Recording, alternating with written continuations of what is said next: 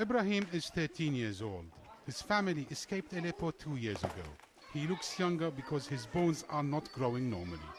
He left school last year to help his single mother and sister. He earns around $3 a day, working 12 hours as a porter. His mother is looking for a better job for him. He tells me he misses his schools and friends. He wants to be the man his mom can rely on.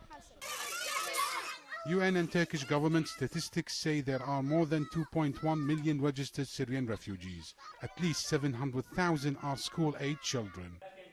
The Syrian opposition and charity organizations have set up learning centers, but only 200,000 attended classes last year. Many of them become illegal workers in city bazaars. Many Syrian children are unable to go to schools here, mainly because of the language barrier and the insufficient number of Arabic-speaking schools.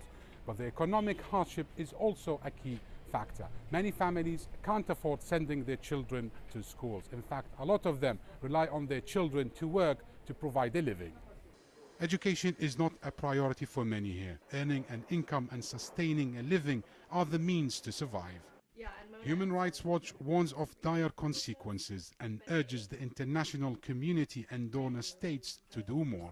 There's a risk of a lost generation if you look at the Syrian children both inside the country and outside the country who are now out of school. The numbers really are staggering, and compared to the numbers of enrollment in Syria before the war, it's quite stark, the difference.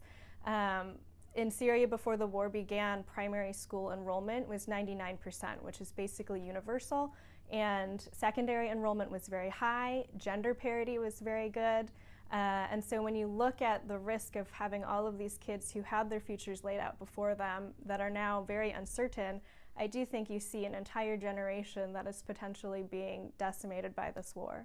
Syria's war has destroyed many lives and shattered dreams, and it is forcing many to put their future on hold. Omar Al Saleh, Al Jazeera, Istanbul.